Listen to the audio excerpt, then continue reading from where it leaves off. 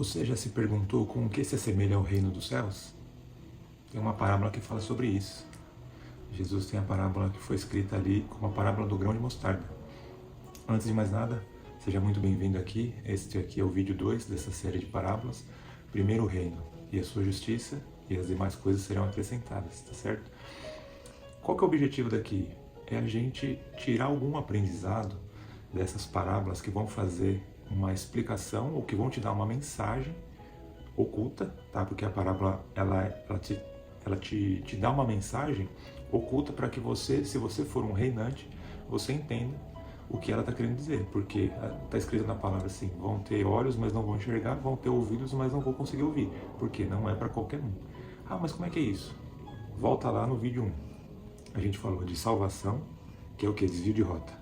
Você era um pecador, você tinha um destino certo. Não quero falar a palavra para não escandalizar e não assustar ninguém, mas você já sabe, quem não é salvo vai para aquele lugar lá embaixo, né? Então, quando você ganha a salvação, você desvia a rota da onde você ia, tá certo? E tem o reino. O que é o reino de Deus? É o governo, domínio pleno de Deus, tá? E ele foi enviado através do Senhor Jesus para que iniciasse aqui na terra. Isso eu expliquei lá na parábola do semeador. Se você não viu, depois que você terminar esse vídeo, você pode ir lá no vídeo 1 e ver a parábola do semeador. O reino começa agora, e começa no teu coração. E ele vai ser pleno quando o Senhor Jesus voltar, tá certo? Então, o que a gente vai falar hoje? Eu queria convidar você a ler comigo Lucas capítulo 13, tá certo? A parábola do grão de mostarda. Então, vamos ler juntos. Então Jesus os questionou: com o que se assemelha o reino de Deus? Com o que compararei? É parecido com o germinar do grão de mostarda, que uma pessoa semeou em sua horta. O grão cresceu e se tornou uma árvore, e as aves do céu armaram ninhos sobre os seus ramos. É uma parábola muito curta, né? Então a gente tem aqui do verso 18 ao verso 19. O que a gente tira de aprendizado, né? Lá na parábola do semeador, a gente aprendeu o quê? Que o reino de Deus é um mistério que ele é revelado gradualmente, e que o solo, que é o teu coração, precisa estar preparado para que essa semente floresça e dê frutos, 30, 60 e 100 por um, né? Agora, na parábola do grão de mostarda, qual que é o principal aprendizado? Se você pegar, eu nunca peguei na mão, tá? Mas eu procurei na internet, eu vi a semente da árvore, né? A semente da mostarda, do grão de mostarda, ela é uma semente muito pequena, né? Muito pequena. E na época de Jesus, ela era a menor semente que se tinha conhecimento. Hoje, existe uma outra semente. Por que eu estou te falando isso? Tá? Porque sempre tem aquela pessoa que vai falar: ah, mas não é mais a menor semente, tem a semente do morango. Vem cá, nós estamos falando de uma parábola que foi escrita há 2000 anos atrás. Naquela época, a semente do grão de mostarda era a menor que se tinha conhecimento. Essa semente do morango, que hoje ela é ainda menor que a do grão de mostarda, é uma semente modificada geneticamente pelo homem. Tá? Só um parênteses, antes que alguém fale assim: ah, não é mais a menor semente. Enfim, essa semente, daquele tamanho minúsculo, ela pode chegar a uma árvore de até 3 metros de altura, né? E qual que é o código por trás disso daí? Qual que é a mensagem oculta? É muito simples se você tiver com o solo preparado para entender. O reino, ele começa pequeno. E à medida que o tempo vai passando, ele cresce de maneira surpreendente e assustadora. E ali está escrito assim, no verso 19. É parecido com o germinar do grão de mostarda que uma pessoa semeou em sua horta. O grão cresceu e se tornou uma árvore, e as aves do céu armaram ninhos sobre os seus ramos. O que quer dizer isso daí? O reino ele vai crescer de uma maneira tão assustadora na sua vida, se você permitir, porque o Senhor não vai invadir a tua vida e vai falar: não, você tem que participar do reino. Não, o reino ele é para quem quiser aceitar a vontade de Deus, porque reino é governo. Então, se você aceitar o governo de Deus plenamente na tua vida e você fazer a vontade dele, você vai virar um reinante. E o reino, ele se desenvolvendo, ele vai virar uma árvore e vai fazer sombra para os que estão ao seu redor e vai servir para ninho de aves. Então, assim, esse reino ele vai ser tão abençoado, esse domínio, que você não vai servir só para você, mas vai servir para todos que estão da sua família ao seu redor, os seus amigos. Eu não sei se vocês já tiveram uma experiência, né?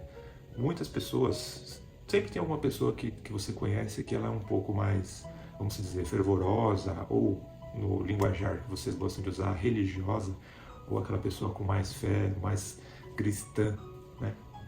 Toda família ou todo grupo de amigos tem um. E aí, qualquer enfermidade que se aparece, que se apresenta, ou uma situação, um roubo, uma doença, um acidente, aquela pessoa ela é uma das primeiras a ser procurada, e as pessoas falam assim: ô fulano, você ora para mim, aconteceu tal coisa, porque o reino ele tá tão grande na vida daquela pessoa que não dá para esconder. As pessoas sabem que tem alguma coisa ali, não sabem às vezes nem explicar o quê. Só que o que entristece é que muitas vezes essas pessoas só procuram quando tem a dor, né? Eu já vi muitas histórias assim de pessoas que passaram pelo vale da sombra da morte, ficaram dentro de UTI, sofreram acidentes, e naquele momento você via que a pessoa ela estava com tanto medo de morrer, ou com tanto medo de ficar com alguma sequela naquele acidente, ou de ficar enferma, de perder um membro, que ela faria qualquer coisa para sair daquela situação. E muitas vezes essas pessoas receberam milagres, eu vi. Só que quando passa o tempo, o que acontece? Aquela pessoa, ela já não leva mais a sério, ela já não acredita tanto no milagre que ela recebeu. Tem casos, né, que você fala assim, a pessoa fala assim, foi um erro médico, foi só um diagnóstico errado. Eu acredito que não tem coincidência. Eu já vi exames de pessoas que estavam com um diagnóstico e receberam milagre.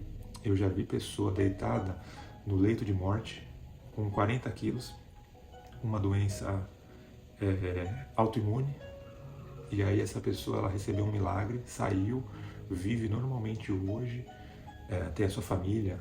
Faz tempo que eu não falo mais, não sei nem se teve filhos ou não, mas foi uma pessoa que foi extremamente curada. Só que essa pessoa ela aceitou o milagre, né? Então, pensa nisso. Pensa que você fala assim, é tão difícil a gente servir a Deus, tão difícil a gente fazer a vontade. Pensa na semente do grão de mostarda, que ela é minúscula. Começa a plantar isso no teu coração, de maneira gradual. No teu passo, no teu entendimento, com a tua sabedoria e a tua inteligência. Não queira se basear no que os outros fazem ou no que você vê, às vezes até dentro de uma igreja, fala assim, eu nunca vou chegar no grau de santidade daquela pessoa. Não se compara.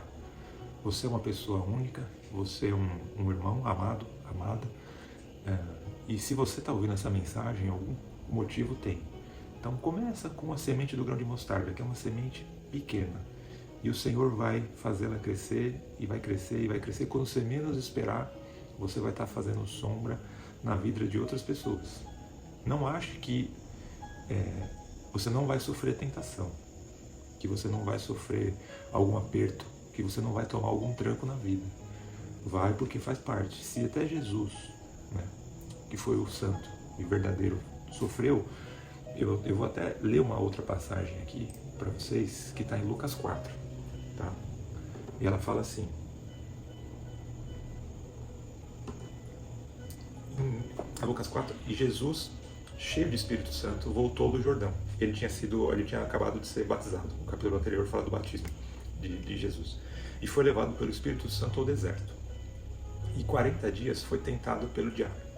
E naqueles dias não comeu coisa alguma, e terminados eles teve fome. E disse-lhe o diabo, se tu és filho de Deus, dize a esta pedra que se transforme em pão.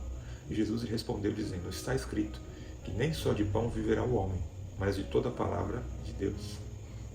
Muitas vezes, eu não sei se você já praticou jejum alguma vez, tá? Isso é uma coisa que é muito particular, né?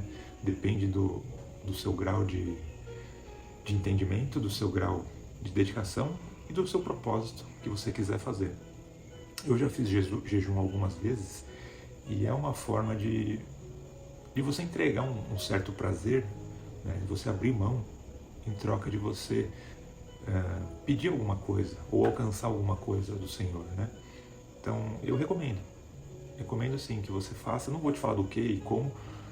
Fique em comunhão e na sua oração Você fala assim, Senhor, eu gostaria de fazer um jejum, tem tal assunto, gostaria de propor. Não é uma barganha, mas é uma oferta, né? Que se você fizer de bom coração, o Senhor vai se agradar, Ele vai ver que você está abrindo mão de um prazer que você não precisava, né? Você fala assim, mas o que é prazer? A comida é um prazer. Ou você fazer certas coisas que você gosta, que te dão lazer, te dão prazer, ele pode ser oferecido também como o jejum, não somente a comida ou a bebida, tá certo? Então, o Senhor Jesus foi tentado, ele estava 40 dias no deserto, e ele foi tentado ali pelo inimigo, falando assim, diz a essa pedra que se transforma em pão.